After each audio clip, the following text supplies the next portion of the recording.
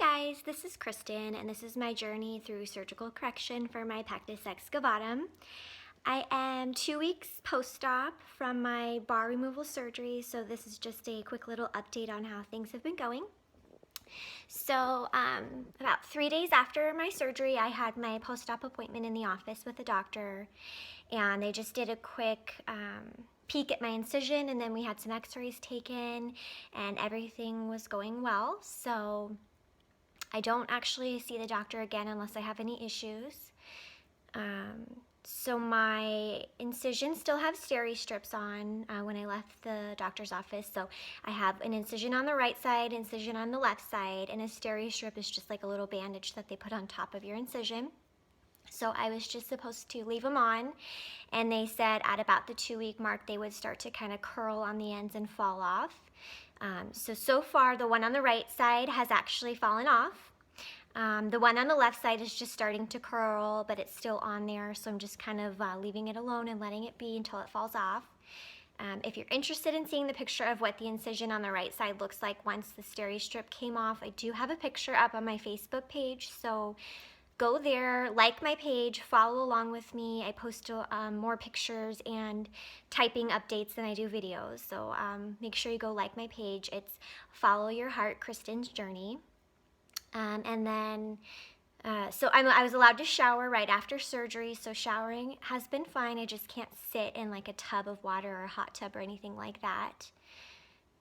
As far as driving, I am good to go with the driving. Of course, I'm not on narcotics, so you can't drive if you are, but I stopped all of my pain medication about a week ago. That's just a personal preference. I don't like to take narcotics and stuff like that, so driving is good. I just have to be really careful because when you turn your head like this, I have to go really slow because I don't like the twisting action in the midsection. And then when I hold both hands on the steering wheel too the whole time I'm driving. So that's helpful. Just in case I need to make like a sudden turn, I don't want to jerk my body. Sleeping is good. Sleeping, I can sleep flat. I can sleep on my right side just a little bit at a time. The left side is out of the question because I have some soreness in my rib flare, which is just like at the bottom, just right here. And it's all right here. So if I sleep on this side, the bed actually hits me right here, pushes it. Doesn't feel very good. So I don't even try that side. I probably try once a week until I can actually do it. But that's a no-go. One thing I wanted to say that I found really helpful for the ladies is after surgery, I pretty much lived in a sports bra. So I found whatever I had in my closet, the one that was maybe the stretchiest or the biggest, and I took the removable pads out, and that was a lot more comfortable than wearing a bra because, as you know, the bottom of a bra usually has that thick wire, and that sits exactly right where the incisions are and doesn't feel very good. So I did live in a sports bra for the first week. I even actually slept in it because the support and the pressure, the compression actually felt kind of good. Now I'm into the bra, so we're good on that. My major complaint, I do have a complaint, is going to be my back pain. So I had this same issue with the first surgery, the Nuss procedure, but obviously on a different level. But basically, she changed my entire posture with the Nuss procedure. So everything had to adjust. My entire spinal column, rib cage, all the muscles around and surrounding had to adjust. So it was very painful for about 4 months. Well, now officially this week, my back pain has kicked in again. And while she's not doing the same surgery, now she's taking a support bar out. So that bar offered a lot of support for my rib cage and everything. So now that it's out, there's no support there, so it's gonna have to do all the work on its own. So obviously there's gonna be an adjustment in there. And it's my entire back, so it's really like throbbing pain and very, very tight. Feels like it's pulling, feels like it's seizing up, and I'm gonna get like locked up at any minute. That's kind of what it feels like. So just been trying to deal with that. Heating pad works way better than an ice pack for me.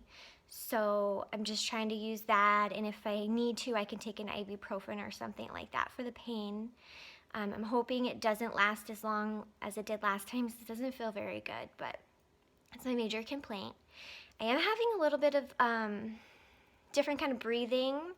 So obviously when you take the bar out, you're worried about regression of it caving back in. So she's not concerned with that. She said that when she took the bar out, I would probably have an inch or so, it go down an inch or so, which was nothing to worry about. She said that I could afford an inch or two to go down. It wasn't going to affect anything. And I can tell a difference just at the very top, not anywhere in the middle or the bottom, but here at the very top, I can tell a little bit went down. But it feels like I can't actually take a full breath yet.